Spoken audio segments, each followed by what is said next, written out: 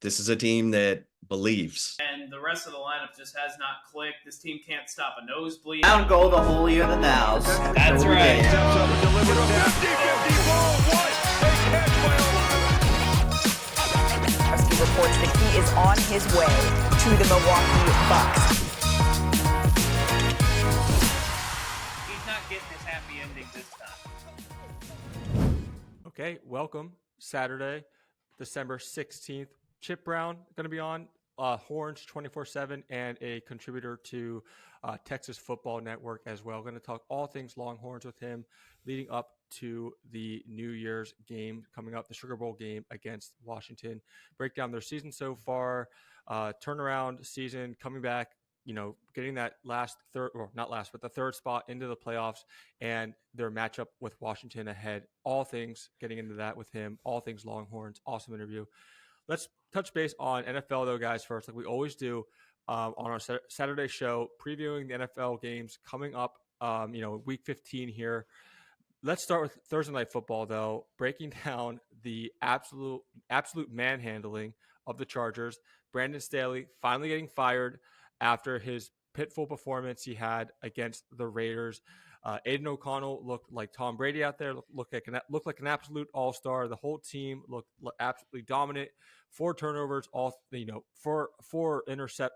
turnovers, and then obviously defense itself had two touchdowns itself, and it was just an absolute field day on both sides of the ball. And like I said, GM and head coach Brandon Staley are officially out of not San Diego, LA now. So what was your overall takes from this game? And just, are you guys kind of upset Brandon Staley wasn't fired sooner? Because you could almost argue maybe the season could have been saved if Brandon Staley would have been fired sooner. And I want to get your thoughts on this. Yeah, I don't know if upset's the right word, because I don't think this is getting saved whether Brandon Staley was fired or not. But you knew after yesterday it was inevitable. They gave up 42 points before they even crossed midfield. That is one of the worst efforts that you've ever seen from a team in a long, long time. They just quit from the moment that they were on that field, and they never had a chance. Aiden O'Connell was terrific. The Raiders played great. But this is a team that scored 3 points or did not score against the Vikings. They only gave up 3, but they didn't score themselves. You talk about a heck of a turnaround in 4 days. This is a Charger team that has squandered talent more than any franchise, I think, in the last 20 years or so. And this is just another added example of that. Brandon Staley, there was no way that he could continue to coach after yesterday. We thought maybe it would happen at the end of the season, but the way that last night went, they could not do it for the last 3 games. So no surprise at all. Yeah. What I was trying to say is 4 fumble recoveries for the defense for the Raiders, and then 2 touchdowns, like I said, off defense as well, pick 6 and a fumble recovery. Offense was clicking as well for the Raiders, even without Josh Jacobs. Samir White, Brandon Bolden, they played really well, balled out all game. Aiden O'Connell, like I said, the defense for the Chargers made Aiden O'Connell even look like an all-star. 4 touchdowns in the first half, 2 to rookie wideout, Trey Tucker, tight end Michael Mayer, and veteran wideout Jacoby Myers as well. The whole team affair last night, both on offense and defense. And Brandon Staley is out now officially for the Chargers. Happened way too late in my opinion. I was at the gym, no sound on. I did see a question come up on ESPN, and I kind of want to ask you guys this question too, given the history of the Chargers, being that perfectly 500 team, very, very bad losses, really hurtful losses, tough losses throughout the years. Do you think this head coaching vacancy is something that's intriguing to people? Do you think it's something that coaches would want to go after, or do you think it's something that people I think it's interesting because of Justin Herbert, and they have a pretty good roster too, but at the end of the day, with Staley's firing, the season could have been saved if they were 0-3. Better if they were 5-9 or 5-8, whatever they are now. But the Chargers should have fired him early. If they lost that game to the Vikings, there would have been a blessing in disguise for them to fire Brandon Staley and bring in whoever the interim coach is going to be. I believe it's going to be Kellen Moore. And, I think the Chargers, their season could have been saved. And I do think this is an attractive job. It's in Los Angeles. It's the Chargers. And but the history of the team doesn't say that much. But what does say is the talent on this team and the roster, and they're going to have to go hire a new general manager as Tom Telesco was also fired. Mm-hmm. Yeah, and we'll see what happens. But season over for the Chargers right now. It was over for a long time the way this team was playing.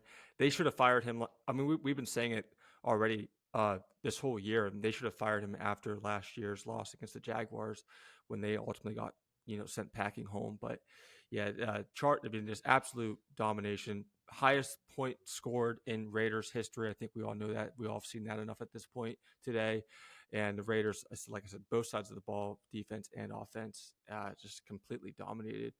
I want to get your thoughts on the coaching job, the vacancy at the Raiders. Do you think the Raiders might have found their coach for next year? Zach, what do you think on that? Do you think the Raiders may have? I don't think they will. I remember Rich Bisaccia took the job back in 21 after John Gruden got fired, and he did a better job and got them to the playoffs, actually, and then they didn't end up ultimately hiring Rich Bisaccia, which maybe they should have. I think they'll consider Antonio Pierce, but my guess is that they will go elsewhere because there's just so many attractive names out there like Bill Belichick or Jim Harbaugh. There's a lot of great coaches out on the market, and I'm sure Mark Davis this time doesn't want to settle for anything less than a star coach. So I think he'll consider Antonio Pierce, but I would be surprised if he got the job. If they have a couple more wins, though, if they have a couple more wins like this where they dominate on both sides of the ball, they absolutely could consider that. And if nothing else, he could go somewhere else. It might not be the Raiders, but he could maybe go somewhere else. There'll be a lot of head coaching vacancies next year. A lot, actually. Week 15, excuse me. Closest game, Zach, we'll preview it. Start with you. What is your closest game? Closest game, I think, is going to be the Steelers and the Colts. I think these are two teams that are very evenly matched, two teams playing with backup quarterbacks, two solid defenses. And this feels like a game that determines one of them is going to make the playoffs or potentially have a chance to make the playoffs. And the loser is all but eliminated from playoff contention because it's just going to be an uphill climb for these two teams. You talk about, Gardner Minshew versus Mitch Trubisky, maybe not the most attractive quarterback matchup, but these defenses have been very good throughout the season. The Colts have not beaten the Steelers at any capacity since 2008, and it kind of feels like they're due to finally win one of those games. But this has 20-17 written all over it. One of the three triple-header games on Saturday. A very good lineup, by the way, with the Bengals and the Vikings. You got Steelers-Colts, and then Lions-Broncos. Very good trio of games on Saturday. I think Steelers-Colts will be the closest game of the weekend. Yeah, playoff potential too. I mean, there are chances for making the playoffs with a win on both sides, both Colts and the Steelers is still, I mean, it's basically out of play if they lose. It drops like 15, 10, 15, 20%, something like that for each team if they lose. But if they win, they stay like, above, 60% chance of making it. So, or something like that. So yeah, huge playoff contentions, which also tends to make close games as well. I'm going to go with the Cowboys and Bills. Bills need a win, 7-6 right now. If they want to make the playoffs, they need at least 9 wins, most likely 10 to feel safe, to feel comfortable.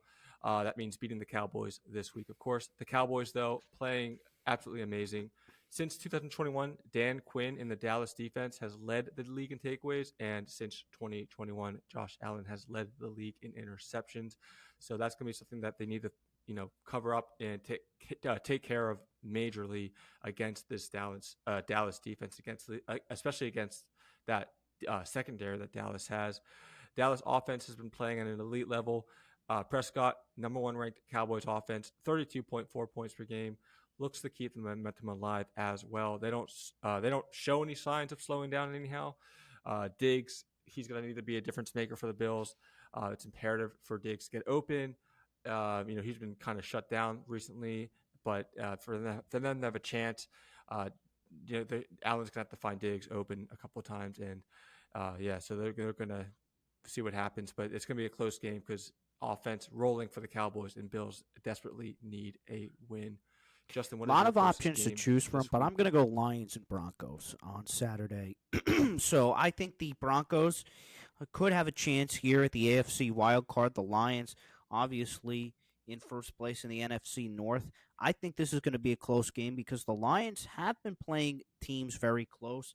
They've also lost 2 out of the last 4 games, and I think the Broncos put up a fight here, and I think both teams are going to be a very close game.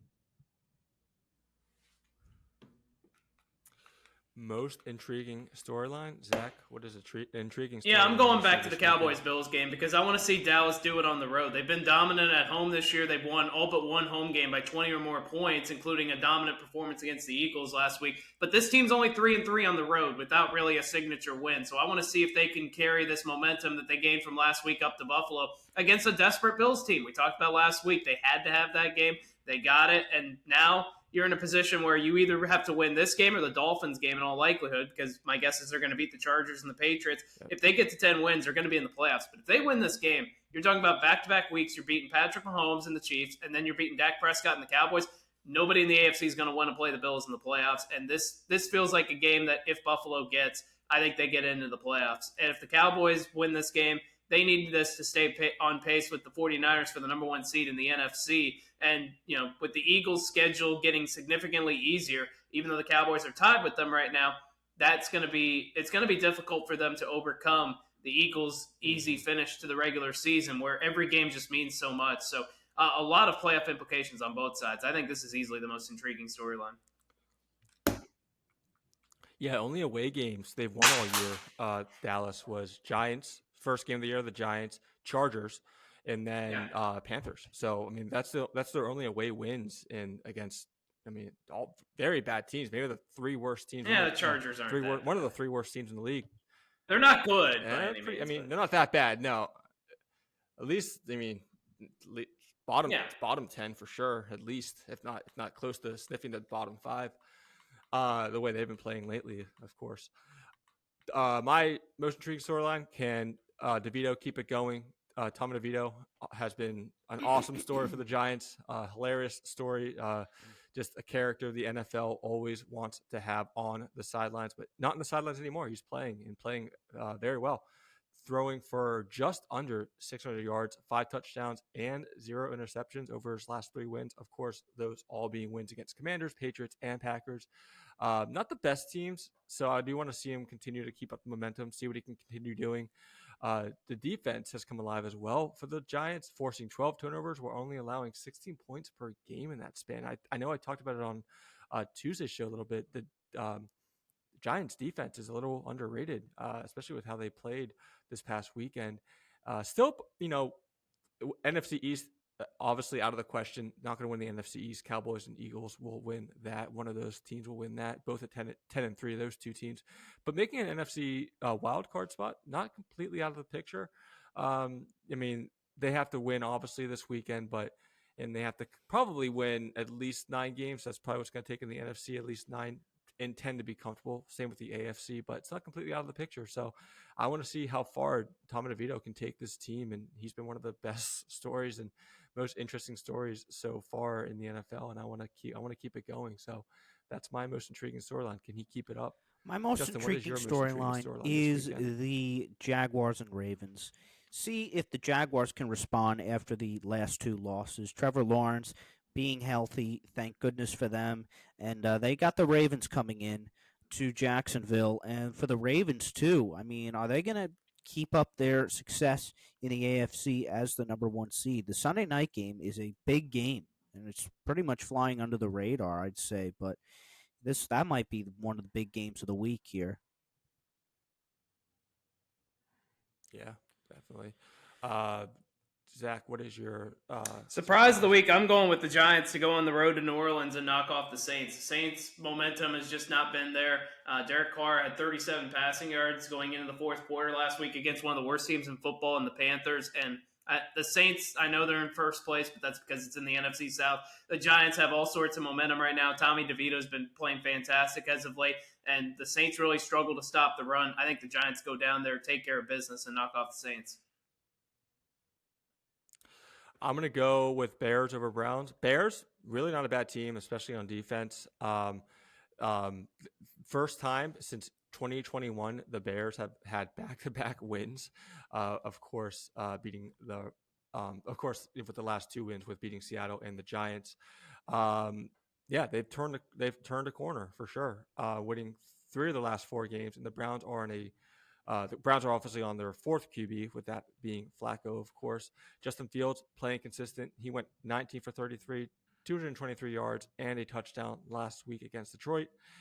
He was also Chicago's leading rusher with 12 carries and 58 yards and a score on the ground. So Justin Fields playing really, really well. I don't think the Bears are going to be getting a quarterback this draft. I think they're going to stick with Justin Fields because coming back from that injury, that hand injury, he's been playing absolutely amazing and showing that he might be the guy in Chicago. And I want to see him keep it up. And I think he will keep it up against the Browns. The Browns defense, obviously, of course, we all know they've been absolutely a wrecking ball. Myles Garrett has been dealing with a shoulder injury, though, so it's still unknown if he will play. But obviously, him playing will be a major factor in my hopes for the Bears coming away with the victory.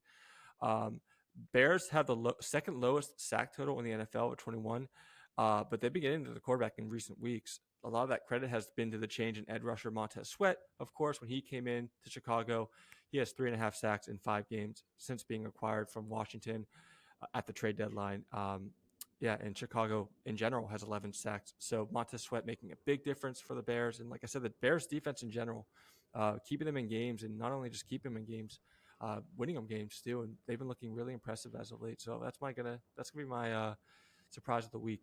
The Bears taking over the Browns and going on that 3-game win streak now. First time that would be since 2020. The Bears have gone on a 3-game win streak.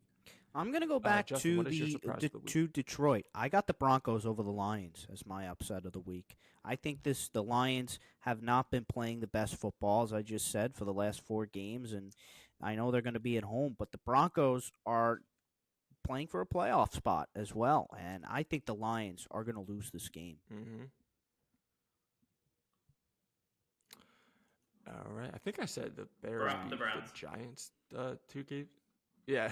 No, I said I think they're on a 2-game win streak. I think I said they beat the Lions and the Giants. I meant the Vikings and the Lions. What do we got? Shootout of the week. Jack, what is I'm going with Ravens Jaguars. I think you look at Jacksonville, they're bottom 5 in every defensive statistic as far as passing defense, and I think this is going to be a big game for Lamar Jackson, but I also think it's going to be a big game for Trevor Lawrence. It's a Jaguars team that put up 27 against one of the best defenses in football last week in the Browns. Ravens are very good at getting after the quarterback, but I think the Jaguars will be able to balance that out with the running game, and I think Trevor Lawrence will have a good day throwing the ball against that secondary. Last week, the Ravens gave up 31 against the Rams. I think you could see something similar here, and I think ultimately Lamar Jackson, Odell Beckham, Zay Flowers, that offense is getting into a rhythm right now. Lamar's turned into a pocket passer, so I think Ravens-Jaguars is the shootout of the week. Yeah, it's going to be a really good game. My shootout of the week, Justin, I'm going to go back to what you just said. Broncos-Lions. Broncos on a tear. 6 of 7 last. Won 6 of 7 last games. Lions have lost 2 of their 3. Lions desperately want a bounce-back win to keep their playoff hopes alive. They'll make the playoffs, but they want to definitely be having better momentum going into the playoffs than they've had, especially on the defensive side of the ball. Offensive coordinator Ben Johnson wants Goff to be passing into more tight windows. That's a game plan that he wants coming up this weekend. I don't know how good that is, especially with Goff having pretty bad turnover luck lately. 5 interceptions, 3 fumbles over the last 4 games, leading to 2 losses, of course. And yeah, I don't know if wanting Goff to be throwing into tight windows is how that's going to work out for him, but we'll have to see. Running game likely to remain a factor. Gibbs and Montgomery have been dominant as backfield duos and will remain a factor against the Broncos squad, struggling against the run. Broncos really have a really hard time stopping the run, and Gibbs and Montgomery have been playing well all season long for the Lions. But the Lions' defensive issues, I think the Broncos are going to have a field day with their defense. Since week 10, the Lions have allowed opposing offenses to convert 54.2% of the third downs, and that's the 4th worst mark over that stretch. They're forcing fewer turnovers over that same stretch, with only 0.8 per game versus 0.125 in 9 games before that. So, yeah, Lions definitely on the downturn on their defense goes. Can't force turnovers. Offenses are converting on third down. They can't stop offenses. Offenses are staying on the field way too long. Defense getting tired. Goff turned the ball over, but I do think their offense still is explosive, but I do think the Broncos are going to eat on the Lions defense as well, and it could be an ugly game for the Lions again, especially with the Broncos having a resurgence second half of the year and really wanting to make that playoff. So we'll see what happens.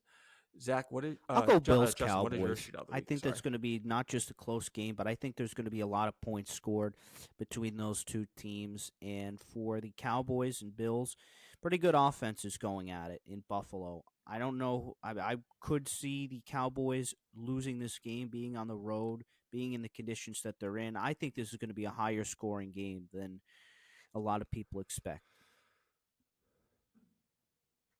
Yeah. Snoozer, opposite end of the spectrum. Zach, Falcons, what is your Panthers. snoozer of the week? Panthers are 1-12. The Falcons have been uninspiring. I mean, what's there to really talk about this game? It's got boring written all over it. Yeah. My that's my snoozer Yeah, too. same here. Might be yours Falcons, as well, Panthers. Justin. Despite the addition, yeah, Bryce Young hasn't been getting it done. I think he'll be back next year, but this year has been a dumpster fire for him. Carolina ranks near the bottom of nearly every offensive statistical category, and has failed to score 20 points in each of its last 7 games. Young can't face pressure. I mean, he gets absolutely dominated by any type of pressure at all. Offensive line is an absolute mess. He has yet to throw for 250 yards in a game this year. Other side of the coin, Atlanta's QB, he can't get any better. Ritter started 8 games and then was benched for 2 before being reinstated. For the reason he has 9 touchdown passes with 9 interceptions, the same numbers as Young going into this game as well. So it's both offenses, both QBs can't get it done. Dumpster fires, and despite the fact that Atlanta still might make the playoffs, this is going to be a pretty bad game, all things considered. What do you want to add anything to this? Not Justin? much to talk about. No, much to talk about. Yeah. The Zach, Chiefs are going to bounce back. They're not losing 3 in a row, and they're playing the Patriots, who are wounded offensively. I know Bailey Zappi looked good last week. It's not going to happen back-to-back. The Chiefs are not losing 3 in a row. Patrick Mahomes is going to have a big day, and Kansas City is going to go up there and take care of business. I'm going to go Bengals over Vikings. Jake Browning, been playing amazing. We've already said that at length this show. There will be a change in Minnesota, a QB change. Nick Mullins is set to start Saturday, relieving Josh Dobbs and helping lead the Vikings to that 3-0 victory over Las Vegas last week. Josh Dobbs, of course, clearly did not get it done, and Nick Mullins will get the start now, coming off the win last week, the narrow win. Defense in Cincinnati has been a lot better than it was start of the year too. Still among the worst in the league, but has been much improved over the past few weeks, especially at stopping the run. The Jaguars only had 71 rushing yards against Cincinnati, and the Colts were held to just 46 last week as well. Both averaged fewer than 3 yards per carry, so both Cincinnati and Colts would not get anything done on the run game, and that's a big part of Minnesota's game as well. So that's going to be a big factor for Minnesota to get over. And Cincinnati, I think has been playing pretty well in defense overall, and Jake Browning has been playing. He's going to get it. I think he might get himself a starting job next year, not at the Bengals, maybe somewhere else, but the way he's been playing, if he keeps it up, he's definitely going to lead the Bengals to more wins, and like I said, maybe even get a starting job next year. Justin, I'm actually going to go with the Packers over the Bucs at home.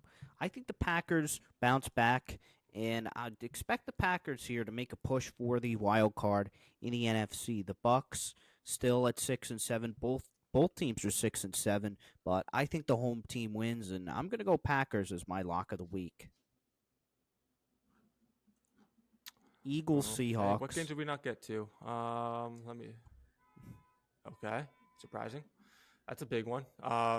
They must win for the Eagles. Must win say. for Not both playoff teams, wise, but say. momentum Yeah, wise. it's more of a must win for the Seahawks, because if the Seahawks lose, their season's pretty much cooked. Yeah. Yep. I don't think we talked about Washington. Yeah, Los the Rams Angeles. still very much in the playoff mix. They're among a gaggle of 6 and 7 Very teams, good. and they're playing pretty well as of late. Didn't really talk about the 49ers Cardinals. I don't really think there's much to say there. 49ers are very good. Cardinals are not. So. San Fran should kill the Cardinals. But Jets, Dolphins, I guess. Mostly everything we else. haven't New York, gotten to, but I think the Dolphins should bounce back there. Yeah. You would hope. Yeah. Don't the Jets usually play the Dolphins? Typically, yes. Well, Not this year. I mean, I could be wrong so far. Yeah. Yeah, not this season. Not this year. but they have in the past. I just remember them playing pretty good against the Dolphins. Houston, Tennessee. Will Levis, I want to see him continue to play. Doesn't sound like Stroud's going to play. He was. Concussion. What's wrong again? It's his. He's concussion. That's right. Last week. Yeah. Last week, right? He got a concussion. Yeah. Tampa Bay, Green Bay. That's 2 right. days. Jordan Love. He's going to bounce back, I think. And yeah, Jordan Love has been very underrated. And this then, year I think we got there for the pretty Packers. much everything else. Yeah. Second half of the season. Yeah, not so much the first half, but second half for sure. He's been really good. And that was kind of a weird loss last week. No one really thought Giants were going to beat Green Bay last week. Let's move on. Writers block. Zach, what is your writer's block of the week is going to be people linking Bill Belichick to the Chargers, which I've talked about before. I think this would actually be a good destination for him to go because the Chargers have a ready-made to win right now roster. You've got a veteran quarterback in Justin Herbert, and you've got talent around Keenan Allen, Austin Eckler. That's a franchise that is begging for a veteran head coach. And if they can get Bill Belichick to somehow go out to Los Angeles, which culturally I don't know how that's going to fit, but if they get him, the Chargers become a very dangerous team just like that. Yeah, I'm going to go with a report that I saw on ESPN. Basically, the Angels front office basically saying that life will just go on without Shohei Ohtani. No, life will be very hard without Shohei Ohtani. He was the entire offense, with Mike Trout, of course, last year. Angels have been very disappointing for the last 4 years, really, 4 or 5 years. Now that even was with Ohtani there, and they're going to be even more disappointing now. So just acting like things are just going to continue on as normal without Shohei Ohtani is absolutely false. They're going to struggle even more than they have in the past, especially losing him as a pitcher as well. The Angels are going to have a really hard time next year. Might not even make the playoffs, despite them having the expectations to make the playoffs every year. They're not going to make it this year, most likely. And yeah, it's going to be a rough year in Anaheim. And Trout, I feel bad for Trout being all by himself. Great talent, no one really around him, no really help around him, and it's going to be another year where Trout might not go. Most likely will not go far. May not even sniff the playoffs. So it's going to be a tough year for Angels. Justin, do you have a writer's block this week? All right. I do want to touch base on some NBA news. That time of the year where, fourth way through the season, NBA news is getting a little bit more noticeable, a little bit more important as we get closer to that half of the year mark, trade deadline, all-star season, things like that. First thing they get into, of course, Draymond Green getting suspended, third ejection this year, and of course the ruling did come out. Draymond Green is going to be suspended indefinitely. Of course, this is after Tuesday's game against the Sun when he basically sucker punched Nurkic on the Suns and basically almost knocked him out cold, it looked like, for a second.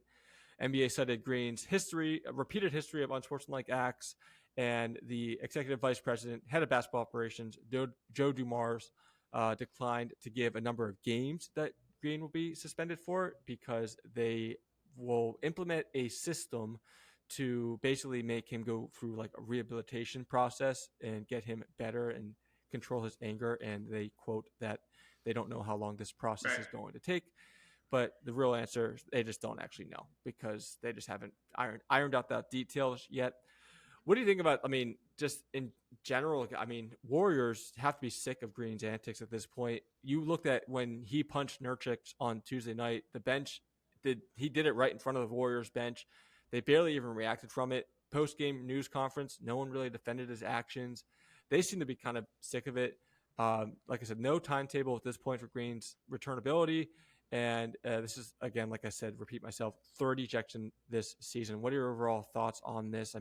It's getting old at this point. I love him being a competitor, but even someone, any NBA fan that loves him and loves his competitive nature, it has to be. No, this had to happen. He needs a message. He needs to figure out, you cannot just be out sucker punching people. This has been a problem for 6, 7, 8 years now. This isn't something that's just happened this season. The NBA really had no choice here. They had to suspend Draymond indefinitely because he's got to get some help. You cannot continue to put your team in a bad situation. You can't continue to punch guys just out of nowhere. I get that you're frustrated about certain things, but he's had a long leash for a really long time, and now the NBA finally has decided that enough's enough, and it should have happened probably a couple of years ago, and good on Adam Silver for making it happen now.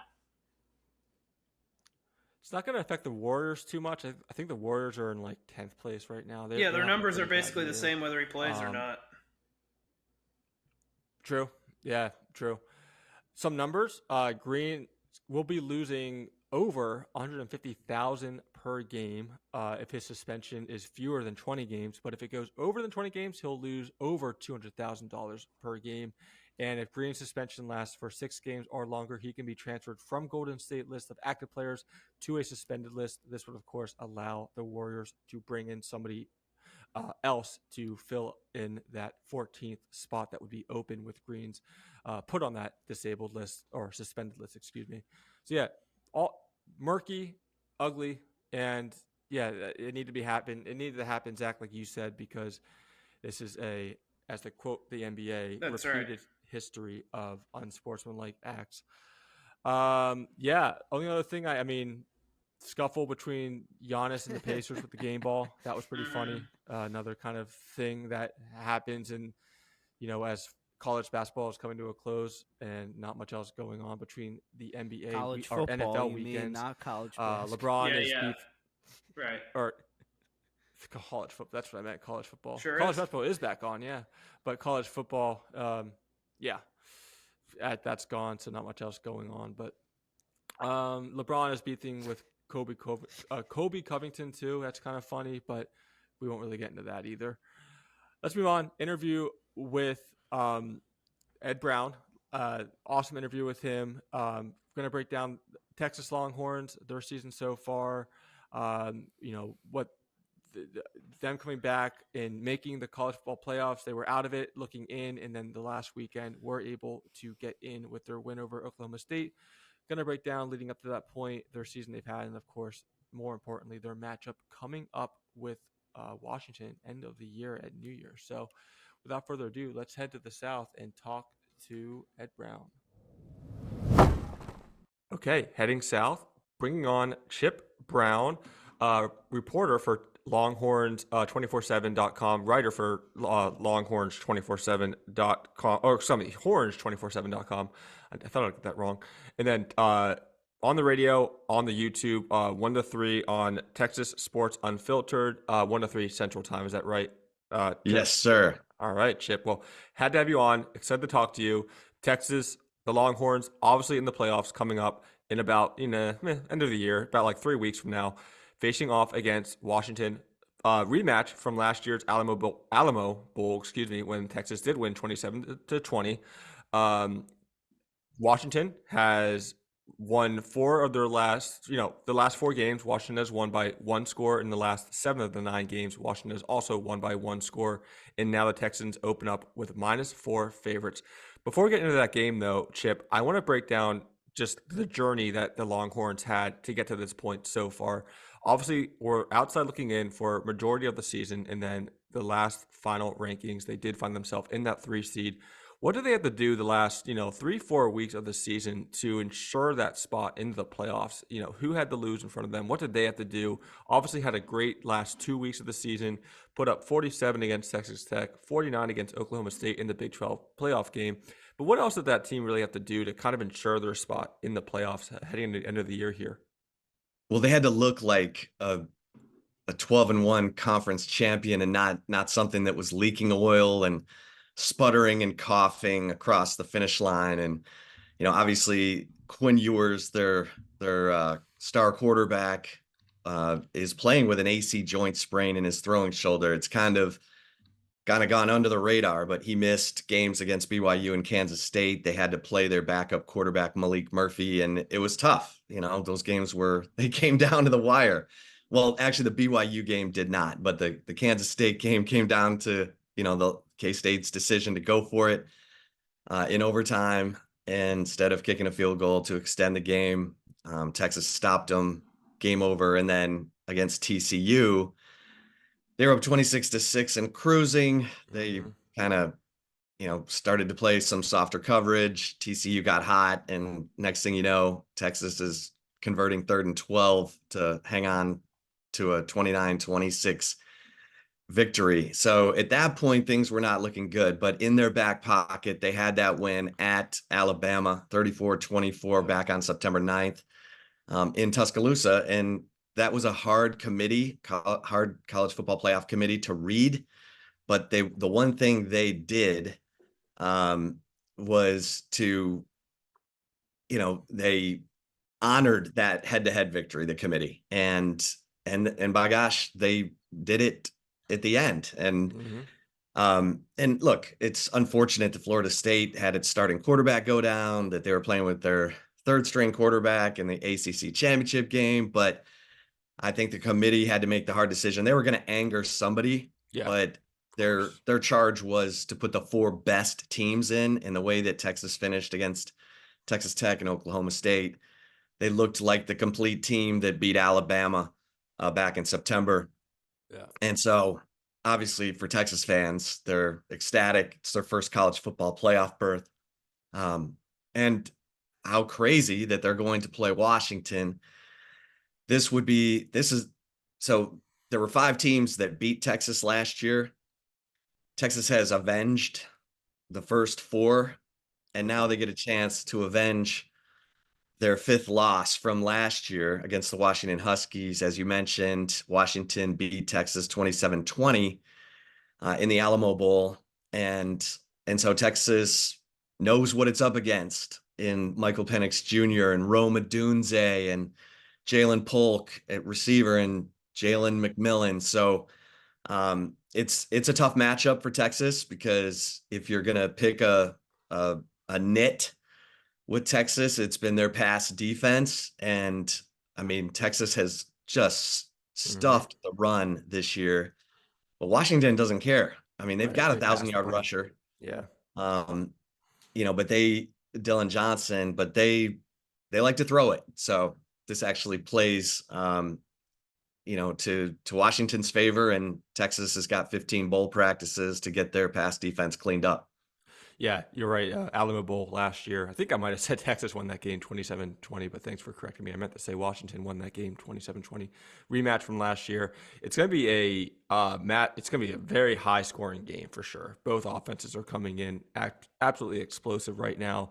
Washington finished up their season with high explosive offense as well. And I already mentioned how Texas, and you mentioned as well, how Texas finished this season as well. 64-point over-under currently in Vegas. I think that game has definitely has a potential to reach that number and beyond. Going back to what you said earlier, though, about how the committee looked at their win in Alabama, in Tuscaloosa, and you said they had a hard time kind of reading that. And I want to get your thoughts on why that is. Was it because Alabama was struggling early in the season and Alabama's not the same team they are now? Is that kind of why they were having a hard time looking at that game and reading that game? Well, I think the committee was hard to read, but the one thing, and let me clarify, the committee was hard to read because they had Oregon ahead of Texas and ahead of Texas and Alabama from the beginning of their rankings. Mm-hmm. And it was almost like the committee just believed that Oregon was going to beat Washington in the rematch, and they were ranking them as such. Oregon had no business being ahead of Texas and Alabama based on wins, number of ranked wins, impressive wins. But in the end, the committee did honor that head-to-head victory, Texas over Alabama at Tuscaloosa at night. And so, head-to-head matters. It doesn't matter when it happened. It matters, especially when you go and win by 10 on Alabama's field at Bryant-Denny Stadium. And Alabama was 52-1 against opponents at home in the stretch leading up to that Texas win. So that win is what got Texas into the college football playoff. There's no doubt about it. Were we concerned when they lost to Oklahoma? I don't want to state an obvious, but just Texas and the Big 12 maybe not being as explosive as it used to be, especially on defense. Were we concerned when they did lose to Oklahoma that maybe their playoff bids would have been over? Yeah, I mean, it's out of your hands at that point. Mm-hmm. You're suddenly out of destiny control. And and kudos to Steve Sarkisian. He told the team, okay, every game we have from here on out is a Big 12 championship game. If you want to get to Arlington to play for the Big 12 title, every single game is a Big 12 championship. And the players, I think, repeated that mantra and then lived up to that mantra. And so this was a team that had trouble finishing. Midway through last year, they were 1-6 in Yep. true road games under Steve Sarkisian. Now they've won 7 in a row in true road games. So it's a different team. It's a veteran team. They have experienced leadership at every position group. They believe they're going to win. They've finally learned how to win.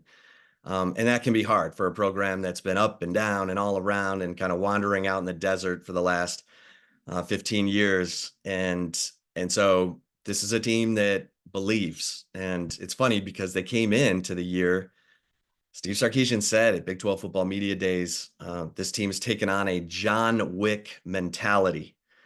And and he said, we've got the biggest target on our back. We're leaving the Big 12. Everyone wants to get a piece of us before we leave. Yep. But we can fight back. You know, John Wick, I don't know how many people have watched those movies, but he's a retired hitman who basically comes out of hiding because, you know, he's seeking revenge. Mm-hmm. So he's got all these people trying to kill him. He's trying to kill people. And so the mindset was, we need to be on the attack. We need to be the hunter, even though we're being hunted. And Steve Sarkisian said before the season, we want to win the last Big 12 title. Yep. Before we head off to the SEC, and they were able to do it. Let me ask you this question. How crucial is it going to be for Steve Sarkisian to have a whole month to prepare for this game? Something he's not used to really having, right? Over the last couple of years, his bowl games were a lot sooner than, the end of the year. So how big is it going to be for Steve Sarkisian to have a whole month to plan? I mean, he's known to be a great play caller. He comes up with really crafty plays and crafty game plans. So compared to like Kellen DeBoer on Washington's side, how massive and how much of an X factor is that really going to be for Sarkisian to have a whole month to prepare? Yeah, I mean, I think Steve Sarkisian has shown when he has time to prepare that he can come up with some serious game plans. Kalen DeBoer, however, is the guy who's rolling. I mean, Mm-hmm. and they run a lot of similar offense, which I find interesting. They're both really good with the screen game. Kalen DeBoer and Steve Sarkisian, they both like to take deep shots. And so I think this is going to be a really interesting matchup for Texas. It's really about their defense and using this month and these 15 bowl practices to get their defense to play with confidence, because even in the Big 12 title game, they got beat deep a couple times. Now, they didn't give up a ton of points, and their red zone defense is outstanding. It's the best in the country. And so, if you don't score from outside the 20, it gets tough when you're going up against Texas, because they do a really good job. But Washington is a big strike, deep strike offense. So I think this is going to be a fascinating matchup. You've got, that month. Some say Texas is going to be hurt by that month off because they were rolling. They had the momentum. They were clicking. Quinn Ewers was locked in, just had his best passing game against Oklahoma State, 452 yards. And now the month, do they get out of rhythm? I mean, who knows? This is the national championship playoff. So you would expect these players to be locked in and ready to go. Washington was rolling too, and so you can make the same argument for the Huskies. They obviously were having a lot of momentum on their back end as well. You mentioned the defense coming out in a month, but what about just keeping the offense off the field? Now, obviously, it's going to be pretty hard to do. Jonathan Brooks, he's out, like you mentioned earlier, but mention just like that kind of game plan and that potential for a scheme that they can have coming up against Washington, just trying to turn into like a gridiron battle and just keeping Washington off the field by just trying to run the ball and get the clock down as much as they can. Score early, excuse me, and then just try to keep the Huskies off the field. Yeah, and they've done a good job of that at times this year. Now, they did not do a good job of that in this Alamo Bowl game a year ago. Bijan Robinson and Roshan Johnson, their two star running backs, had opted out to get ready for the NFL draft. And Jonathan Brooks, we didn't know it at the time, but he was due to have hernia surgery right after the season, which he did. He still played in that game. He actually scored 2 touchdowns, but they didn't really try to establish the run.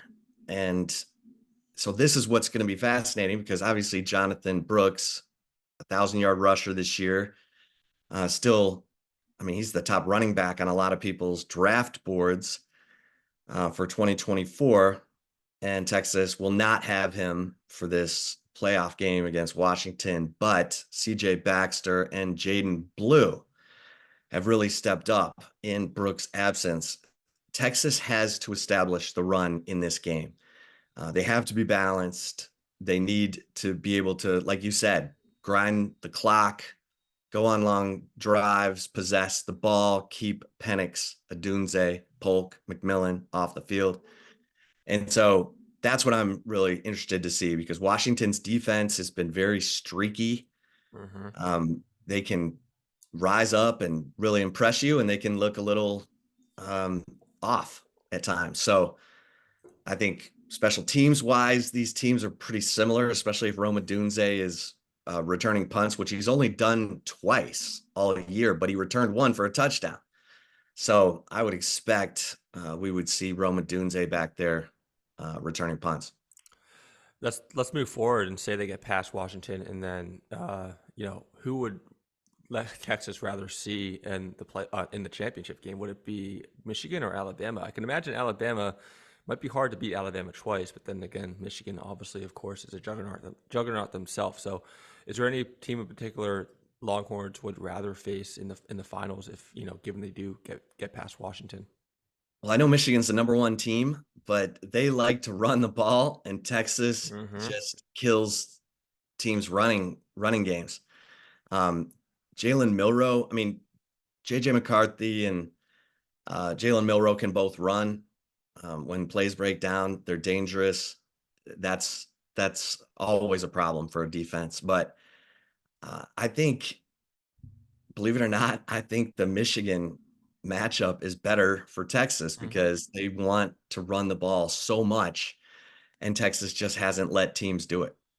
Yeah, I mean, you can argue Alabama's not a 4 seed anymore. I mean, they started out the season very weak, and that's pretty much the only reason that they find themselves at the very tippy edge of the playoff, because it was their beginning of the season.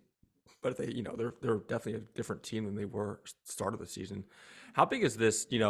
Given that Texas is going to the Big Ten, how big is this playoff run coming up? Just to show that they belong in the Big Ten, that they're a team to be a team to be reckoned with in the Big Ten when they get there. Well, they're going to the SEC, but thank you. That's what I meant. Yeah, thank you. Yeah, I mean, look, this momentum is critical. I said going into the year, this is the most important year of Texas football in the last 25 years, because they need to, for their own self-esteem, establish themselves as a team that can compete in the SEC. And by winning the Big 12, by getting into the college football playoff, having a chance to play for a national championship, they are establishing themselves as a team that can go into the SEC and compete. Now, you got to maintain it. You got to recruit. You can't live off what you've done in the past. But I think Texas has shown that they are SEC ready with what they've been able to accomplish this season. Yeah, and it's going to be just potentially 2 conferences coming up in 5 years here. It might only be the Big Ten and the SEC. What are your overall thoughts on the Big 12 potentially kind of becoming one of those conferences that gets forgotten, going down, 5, 6, 7 years from now? Well, I've been saying for the last 15 years that the Power Five needed to collectively bargain and, combine forces like the NFL. the fact that each conference negotiates a TV deal, that's like the AFC West negotiating a TV deal, and then the NFC East negotiating a deal. You're bidding against each other. You're bidding against your own, um, your own sports television media deal for college football, and the TV networks have dictated the terms to college football. I think that's embarrassing and ridiculous, but that's Mhm. what you get when each conference takes its turn negotiating a TV deal. And so I think that window has closed. Obviously, we've lost the Pac-12. The Big 12 has a TV deal in place for the next 7 years, Mhm. and I think that's when we're going to have to take a look at the landscape and see, are the networks just saving up all their money to bid on the Big Ten and the SEC, and there's nothing left over? Um, will the will we be in the strongest will survive mode at that point? And is it 30 teams? Is it 32 like the NFL? Is it more than that? Mhm. But that's where we're headed. We're headed toward the consolidation of Yeah. the strongest, most attractive programs to television will Yeah. survive. Yeah, it's you hear the joke time and time again. It's going to be like the NFL. You're going to have the AFC and the NFC, pretty much. Yeah. And it very well might happen. You have to be as a Texas fan and someone that covers the Longhorns. You have to be thrilled about the 12 team football pool, though. Given that Texas is one of those top 12 teams many times. Outside looking into the playoffs. Yeah, I mean, I think the 12 team playoff, and I'm sure Florida State's kind of kicking itself. Hmm. The ACC member was one of the conferences that um, agreed to slow things down once they heard that Texas and Oklahoma were headed to the SEC. We could have had a 12-team playoff this year, Yeah. but it didn't happen. But I think having a 12-team playoff starting next year, you can get in with 2 losses. Hmm. If you're playing well and you're in the SEC or the Big Ten and you're a 2-loss team, you still have a chance to get in and then see what you can do at that point. It would have been a really interesting playoff this year with 12 teams for sure, because just go back to a year ago, they didn't have enough teams to fill the 4-team playoff. TCU lost in the Big 12 title game and still got into the playoff. That's like confounding to think about now, because you had undefeated teams, an undefeated Florida State team being left out. So the 12-team playoff will do a much better job of making sure that the best teams are in. Yeah, no, I know. I've been hearing parody. I know a lot of people say I've been hearing it both ways. People like it, like myself, like everyone else on this show. We have the 2 other guys on the show as well, also like the expansion of the 12-team playoff. But then I hear other people that don't like it because it takes away the importance of wins and losses. And so I get that side of it. But you look at this year, like you just said, and it would have been a perfect year for a 12-team playoff pool, and it seems like it's just coming a year too late. Yeah, yeah, So, it's college football's always had crazy controversy around its national champions. Remember, they used to vote. yep. There used to be an AP national champion and a UPI national champion.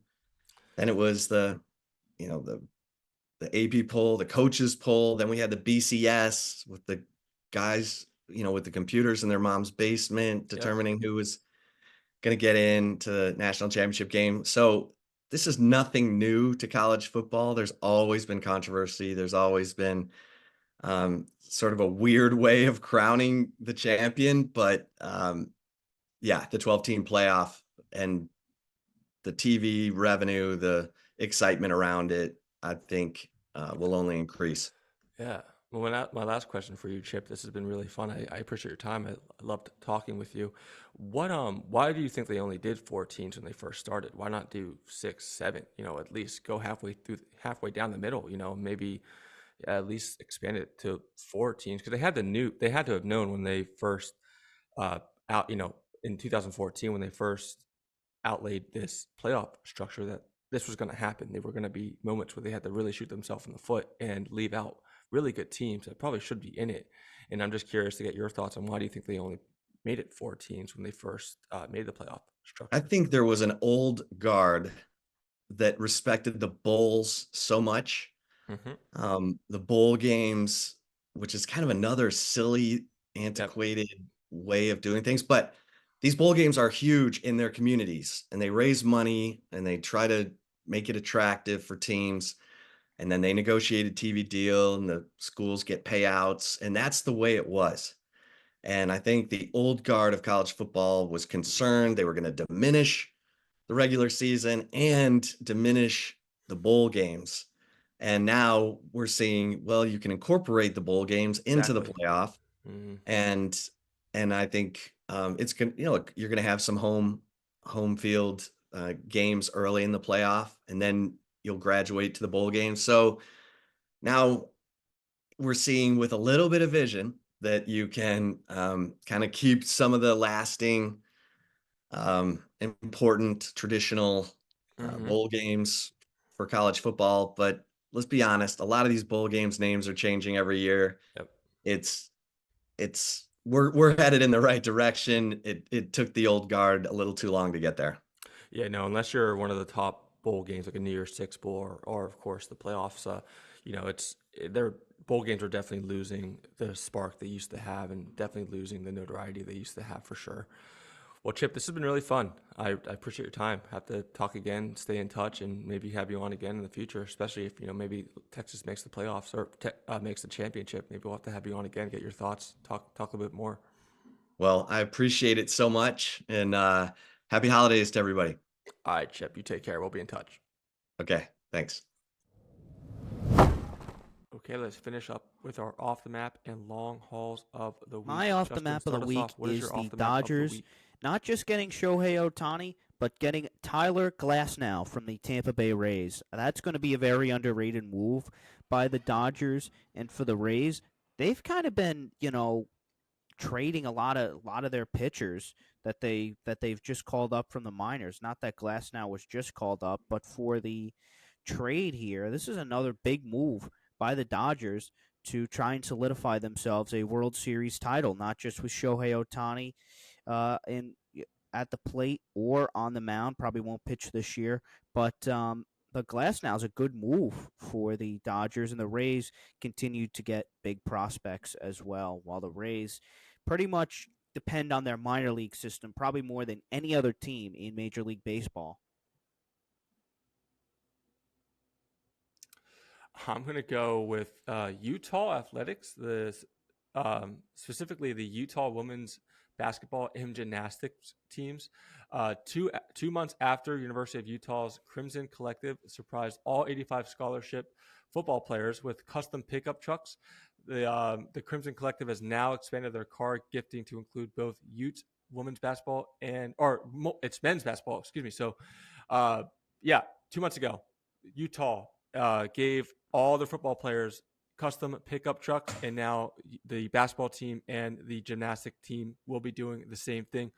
All eligible athletes, including walk-ons even, will be able to choose a lease on either a 2024 Jeep Grand Cherokee or a Ram 1500 Bighorn. This activation is being touted as one of the largest team-wide NIL agreements in collegiate women's sports to date. The Utah women's basketball team is currently ranked number 11, while women's gymnastics finished the season number 5 in the country. Men's basketball is 7-10 after handling number 13 BYU, their first loss of the season. So, both the men's women's basketball and men's and women's basketball teams, along with the gymnastic teams, will be eligible to lease cars at a very cheap rate. And again, this is going to be touted as one of the largest team-wide NIL agreements in collegiate women's sports history. And again, like I said, this is coming 2 months off of the 85 football players getting custom pickup trucks as well. So it could be a trend in college sports. We don't know. I don't know how many cars this college can afford to give their student athletes, but we'll see if more teams get bundled into this agreement. Who knows? Time will tell. Zach, what The is your Detroit off map? Pistons, they've lost 21 in a row. They haven't won a game since October 28th. This is the worst team in basketball right now, and there was a lot of optimism with Monty Williams taking over as a head coach. Cade Cunningham's been pretty good so far, and the rest of the lineup just has not clicked. This team can't stop a nosebleed. Their offense is very inconsistent, and they're only 5 games away now from the all-time record that the Cavs set the year after LeBron left the first time, and they lost 26 straight games. So the Pistons are in a very bad company, and knowing the history of the Pistons, they'll probably end up with the 4th or 5th pick in the draft instead of the number 1 pick in the draft. So things are not going so well up in the Motor City right now. My long haul of the week is Justin, Darius Slay, or no play Slay, or big play Slay, or whatever this guy wants to be called. Not just that, he blames the team instead of himself. When guys do that, that means the locker room is being lost, and that could potentially be a problem for the Eagles when you're blaming the team and not your own self. I know he didn't allow a catch, but he had a couple defensive pass interference calls on Sunday night. For Slay, he's got to shut up and just play. He's got to shut up and just play better. Just play better and basically be a leader. You wear the C on the Eagles, and you gotta be a better leader. Yep. I'm gonna just go in general the Kansas City Chiefs struggles they've had recently. We doubted Kansas City last year too. A lot of the people doubted Kansas City last year, and we saw how they ended up. If the Chiefs can sustain a win, and if they win the AFC West, they will wreak havoc in the playoffs, just like they've done just like Mahomes has done his entire career. I know, of course, he will be facing his first away games in the playoffs, but Chiefs have been here before. They've had struggles in the past. They had struggles even last year, and they ended up winning the Super Bowl last year. So I'm not down on the Chiefs. I know they've had recent struggles so far. They've had recent struggles recently, and their offense has been a little shaky, especially with their receivers. But they will bounce back, and it's just a short-term thing. And I think once the playoffs hit, once they make the playoffs and they get rolling, I do think they're going to become a different team like they've shown in the past. So that's my long haul of the week. The Chiefs' recent struggles, they will be back. Zach, finish us off. My long haul of the week, I think the Super Bowl champion is going to come out of the NFC. I think the AFC has the deeper conference. They've got the better teams, but I think the top teams in football, the 49ers, the Cowboys, maybe you can still throw the Eagles in there. I think right now the top 2 teams in the league are the 49ers and the Cowboys, and I think one of those two is probably going to win the Super Bowl. I mean, I look at Baltimore right now as the best team in the AFC. I trust the Ravens. I still trust Kansas City that they're going to turn things around. I don't trust the Dolphins, even though they're at 9-4. I don't know if the Bills can climb all the way back. So I think the NFC right now has a better chance of having the Super Bowl champion than the AFC does, even though the AFC is the better conference. Yeah, NFC just seems more lopsided to me. AFC seems a lot more, besides maybe, like I said, you said, Zach, maybe the Ravens. But even the Ravens have some holes too, and I just think it's I actually only consider the Cowboys in this point and the 49ers. Eagles are going to still be there too, especially if they can show us some things in the next 4 games. But it just seems very lopsided, the NFC, which is weird because it's usually been the AFC like that when you consider the Bills, the Bengals, the Chiefs, and now it seems like the AFC is kind of eating themselves up, and they're a little bit more on par with each other, and the NFC has become lopsided. So I agree, most likely will become out of the NFC the Super Bowl champ this year, but time will tell, of course. Good show, guys. Do it all again Tuesday. We'll be back Tuesday. Great show as always. Break down NFL Week 15. Break down anything else that happens in that time as well. But until then, we'll see you next week and keep on traveling.